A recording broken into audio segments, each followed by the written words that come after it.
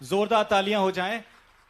Please give them a standing ovation. खड़े होकर अपने स्थान पर तालियां बजाएं हमारे मुख्यमंत्री जी के लिए। अरे नहीं, बिराजे बिराजे, बैठिए बैठिए।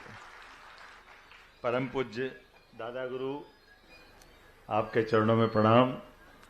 हमारे वरिष्ठ और हमारे सरकार के लोकप्रिय मंत्री माननीय प्रहलाद पटेल जी, माननीय वरिष्ठ मंत्री माननीय गोविंद सिंह राजपूत जी, हमारे प्रिय मंत्री लखन पटेल जी, अनामिका जी, हमारे संस्कृति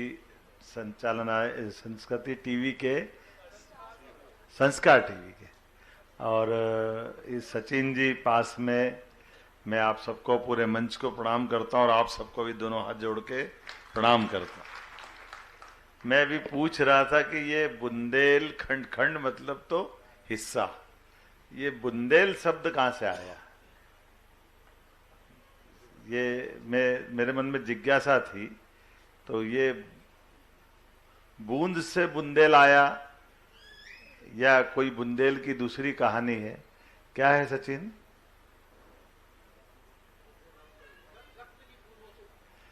नहीं, बूंद तो फिर रक्त की हो, जल की हो, बूंद तो बूंद है ना। ये इसकी कहाँ है जड़?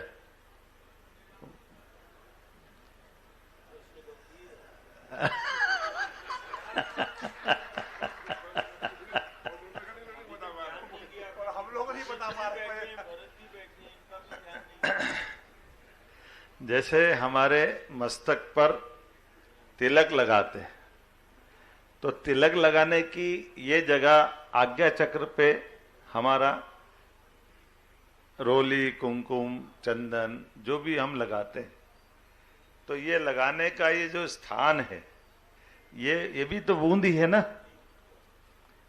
जल की बूंद है। तो जल से हमारी अपनी बूंद से संबंध आता है। तो मनुष्य को सदैव जल क्यों आकर्षित करता है? रोज क्यों नहाना चाहता है? कितना निराशा में हो, कितने उत्साह में हो, जल देख के आनंद भर जाता है, उसका सारा कष्ट दूर हो जाता है, कई गुना ज्यादा आनंद आ जाता है। तो जल से हमारा कोई न कोई संबंध तो है। जैसे ये बूंद से संबंध है, बूंद से जल में चले गए, और जल से आप फिर रक्त में भी जाने की बात करो, उससे कोई ना नहीं है। अब बड़े लड़ैया महुआ वाले, जिनकी मार सही ना जाए, एक को मारे दो मर जाया, तीसरा धौंस खाए मर जाए, मरे के नीचे जिंदे घुस गए, ऊपर लाश दही सरकाए। ये तो आनंद ही आनंद है। वो तो खून खून में हमारा वीरता का संचार होता, तो वो तो आनंद ही अलग है। मैं उसको ना नहीं कर रहा हूं, लेकिन मूल रूप से बुंदेलखंड के दृष्टि से मैं जहां तक समझ पाया हूं, ये जो हमारे आज्ञा चक्र को दबाने से आंतरिक और बाह्य दोनों शरीर की चेतना आती, इस चेतना को इस प्रेशर से ही महसूस किया जाता। और अब आंतरिक शरीर लोग ढूंढते हैं, आंतरिक शरीर कहाँ मिलेगा? तो आंतरिक शरीर तो हमारा, हमको सपने में हमको मर्जी आ जान ले जाता है, कहीं धुन बन जाती, ध्यान कहीं रहता, दिमाग कहीं रहता, थकान में जो शरीर ये निश्चल होता है, लेकिन उस शरीर की चेतना तो कई गुना आगे बढ़ जाती है। तो जो आंतरिक शरीर, बाह्य शरीर हमारे बीच में है, उसको जो एक साथ चैतन्य करे, वो बूंद से बुंदेलखंड आता है। मैं आपको प्रणाम करता हूं, ये आनंद आता है। हमारी जो चेतना है, रोम रोम से उसको चैतन्य करने की जो जगह है। और जल का संबंध तो वैसे बता ही देता हूं, बातचीत निकली तो हमारी इस पृथ्वी लोक पर जीवन की उत्पत्ति जल से ही हुई। जल हमारे माँ बाप का रूप रखता है। हर प्राणी मात्र की उत्पत्ति जल से हुई। तो जब हमारे जल से हमारी सबकी जीवन की उत्पत्ति हुई है, तो जैसे माँ बाप को पास जाने को, पुत्र को, पुत्री को जो सुख मिलता है, वो सुख हमको सदैव लालायित करता है।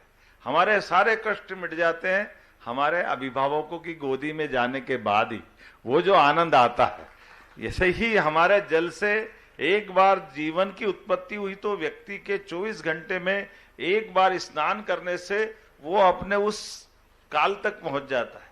वो जो जल उसको आकर्षित करता जीवन भर, उसके आगे परमात्मा है। परमात्मा तो अभी दूर की बात है, अभी तो ये शरीर है, और शरीर की उत्पत्ति जल से है। इसलिए हमारे लिए छींटे डाल लिए तो आनंद आ जाता है, वो चेतना जागृत हो जाती है। हमारे लिए जल के दर्शन कर लिए तो आनंद आ जाता है, जल से कष्ट मिट जाता है। करते तो सब है रोज, लेकिन याद नहीं रहता। लेकिन ये जो हमारे जीवन का एक खाने पीने का क्रम भी उसी रूप में। अगर जैसे गुरुजी साक्षात इस बात के गवाह, मेडिकल साइंस ठीक है, सबसे अच्छा खाना पूछा जाए तो सबसे अच्छा खाना क्या है? क्या है? अब जल। सबसे अच्छा खाना हवा।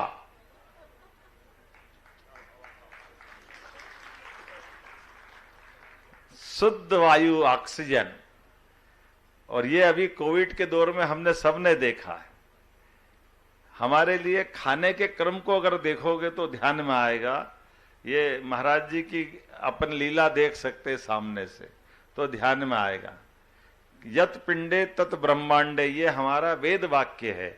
इसमें हम इसको इस तरह से समझ सकते हैं कि जो हमारा पिंड है वही प्रकृति है, और प्रकृति और पिंड की समानता कैसी है? ये समूची प्रकृति ऑक्सीजन और कार्बन डाइऑक्साइड में बटी हुई है, इसके बाहर कुछ भी नहीं। हम अगर ऑक्सीजन ले रहे हैं तो पौधे हमारी कार्बन डाइऑक्साइड ले रहा है। ये प्रकृति देने लेने का सिद्धांत बराबरी से जोड़ के चल रही, इसके बाहर कुछ नहीं बच रहा है। तो हमारे इस क्रम में ऑक्सीजन नहीं रहेगा तो जल भी मर जाता है। जल के अंदर ऑक्सीजन समाप्त हो गया तो जैसे हमारा जीवन समाप्त हो गया, उसका भी समाप्त हो जाएगा। इसीलिए पेड़ के अंदर भी अगर वो ऑक्सीजन कार्बन डाइऑक्साइड का क्रम तोड़ देंगे तो पेड़ का भी जीवन खत्म हो जाएगा। सर जगदीश चंद्र बसु को पुरस्कार मिला था, जिस आधार पर उनको बड़ा नामित किया गया लंदन की रॉयल सोसाइटी में, और कहा गया कि आपको तो आपने पौधों में प्राण हो गया, ये सिद्ध कर दिया तो भारत के लोग आपको कंधे पे लेके घूमेंगे। बहुत बड़ा आपने आविष्कार कर दिया। उन्होंने कहा भाई आपको धन्यवाद, आप ही सम्मान करो, मेरे भारत में मेरा सम्मान नहीं होगा। तो जो जितने अंग्रेज वैज्ञानिक और बाकी लोग बैठे थे, क्योंकि भारत के लोग विद्वानों का सम्मान नहीं करते, नहीं बोले बहुत करते हैं। तो बोले आपका क्यों नहीं करेंगे? बोले इसलिए नहीं करेंगे, वहां गांव गांव वालों को मालूम कि पौधे में प्राण होते, तुमको नहीं मालूम था तो तुम्हारा वो बताने आया। आपके लिए नई बात हो सकती है, हमारे भारत वालों के लिए तो कोई भी हो, आपके हिसाब से किताब ज्ञान हो नहीं हो, लेकिन व्यवहारिक जीवन का ज्ञान उसको है। तो सायंकाल के बाद पेड़ पे कुल्हाड़ी नहीं चलाना, पेड़ से भी अपनी आत्मा के संबंध, रक्षाबंधन पे एक राखी बहने पेड़ पे भी बांध देती। ये जो हमारा संबंध बनता है प्रकृति मात्र से, इसलिए खाने के क्रम में उस चीज को भी गुंजाइश दी है कि सबसे सरल तरीके से मेडिकल साइंस के लोग भी बैठेंगे, महाराज जी पे सब प्रयोग करते, रोज सिर फोड़ते कि ऐसा कैसे हो रहा है, लेकिन हो रहा है, सब सामने ही हो रहा है, छिपा के कुछ भी नहीं है।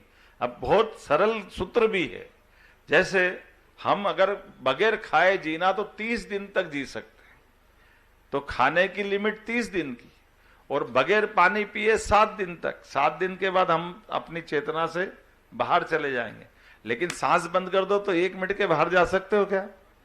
तो ये हमारे शरीर के अंदर की ये पोषकता जो लेते हैं, तो वो हर एक कोई नहीं कर सकता है। वो कोई कोई बिरला संत होता है जो हवा से भी जिंदा रहता है, हमारे लिए तो सोचना भी कठिन, लेकिन ये परमात्मा की लीला है। इसी लीला के कई सारे रहस्यों में अभी हमको इससे बाहर आना जाना है। जब हम जन्म और मृत्यु की बात की तरफ जाते हैं तो जन्म मृत्यु में बड़े धूमधाम से जन्मदिन की शुभकामना, जन्मदिन की शुभकामना, रात को मोमबत्ती जलाओ बुझाओ के काटो, जब मर्जी आए करो, लेकिन जन्मदिन साल में इंतजार करते। अब गुरुजी के पास और हम सबको मालूम है जन्मदिन कहाँ है, अभी हाल सबका जन्मदिन यही है। कोई भी बैठा हुआ व्यक्ति अभी हाल उसका जन्मदिन सिद्ध कर देते। एक सांस अंदर से बाहर नहीं आई तो भारत माता की जी यही हो जाएगी, काय का जन्मदिन है, काय का। तो सांस सांस के साथ तो जीवन आ रहा जा रहा है, और इस सांस का भी हिसाब है। 21,500 सांस आमतौर पर एक व्यक्ति 24 घंटे में लेता है, तो सांस भी गिनती की है। सांस मर्जी से नहीं ले सकते, भगवान ने जो सांसें हमको दी है उस सांस का हिसाब ईश्वर लेता भी है। और आप देखना, जब कभी कोई ने सांस लेने में जीवन में भी गलतियां की है तो आखिरी समय वेंटिलेटर पे भी तेज तेज सांस लेता था कि हिसाब चूकता करता, फिर ही विदा होता, जल्दी होता ही नहीं है, उसका हिसाब अपने साथ जाता है। तो यहाँ का सामान यहीं छोड़ के जाता है। परमात्मा भी कहता है भैया हिसाब किताब तेरा पूरा करके जाना। तो बुंदेलखंड की बौछार हो रही, मुझे लगता है सावन की बौछार में थोड़े हंसी पुकार की भी बौछार हो जाना चाहिए। तो मैं अपनी तरफ से, अभी तो हम चीन की तरफ देख रहे थे, सचिन हमारे पास ही बैठा, ये आनंद हमको आ रहा। चीन के मोदी जी गए लेकिन सचिन को हम साथ रख रहे हैं। जोरदार अभिनंदन को सचिन भाई के लिए भी। हमारे लिए चीन को थोड़ी बुंदेली भाषा में भी बोलते हैं क्या, क्या बोलते हैं? तो मैंने इसलिए तो बोला, तो फिर जब आपको पहचानना तो सचिन मतलब और सुंदर पहचाना आदमी हो गया कि नहीं हो गया। मैं कोई माँ थोड़ी दे रहा चीन की लाल दीवार देखने, मैं तो आप में ढूंढ रहा था। मेरे को क्या लेन देना चाइना की दीवार से, हम तो हमारे सचिन की बात करेंगे। तो ये वो उसके चिन्ह, हाँ ये ना चिन्ह ना आपको। तो मैं मान के चलता हूं कि तुम्हारी बुंदेली बौछार की आज अपना एक 7 दिन की यात्रा हुई, और 7 से हमारा संबंध बहुत पक्का है भाई। विवाह हो तो 7 फेरे नहीं हो तो विवाह नहीं हो, होता है क्या? विदेश जाओ तो 7 समंदर पार जाओ, 7 जन्म का रिश्ता निभाओ। अब ये 7 का क्या चक्कर है? 7 दिन का सप्ताह तुम्हारे बिना पूरा ही नहीं होता है। ये आनंद ही आता है। ये बुंदेली बौछार की बौछार 7 दिन चलती रहे, इस तरह से हमारे बीच सतरंगी इंद्रधनुष का आनंद हम सब लेते हैं। वैसे तो हम सब, तो मैं काय की गीत गा रहा हूं, आप ही के तो गा रहा हूं। अभी भी आपने समझ पाए तो मेरा बोलना ही बेकार हो गया। ये मैं वो 8वां थोड़ी बता रहे हो, जब 8 होता तो 8 की कहानी सुनाता, अभी तो 7 की सुना रहे। आपने माइक दिया तो मैं अपना समय का वसूली कर रहा हूं कि नहीं कर रहा हूं? न्याय हो रहा है कि नहीं हो रहा है? ये अनामिका दीदी बैठी है। अनामिका दीदी, ये अंगली में से अनामिका कौन सी है? ये क्या काम आती है? तो ये बुंदेलखंड पे तो जाके टिकती है ना, तो आपको भी प्रणाम करना। तो मेरी अपनी ओर से आप सबको बहुत बहुत अभिनंदन, बहुत बहुत धन्यवाद। भारत माता की जय। अब अपने सपनों की पढ़ाई कीजिए अपने ही शहर के पास। सागर शहर से मात्र 12 मिनट की दूरी पर स्थित है ज्ञानवीर विश्वविद्यालय, जहां आपको मिले सुविधाजनक बस सेवा, आधुनिक कैंपस इंफ्रास्ट्रक्चर, अनुभवी शिक्षकगण और एक उज्जवल करियर की गारंटी। यहां उपलब्ध हैं प्रमुख पाठ्यक्रम जैसे management, pharmacy, agriculture, engineering, law, fine arts, hotel management, संगीत और नृत्य, पत्रकारिता और जनसंचार, परफॉर्मिंग आर्ट्स, जनरल कोर्सेज, शारीरिक शिक्षा, योग, पीएचडी सभी विषयों में। नए सत्र के लिए प्रवेश प्रारंभ हो चुके हैं। अधिक जानकारी के लिए संपर्क करें 977 0 522 117 या 977 0 523 279।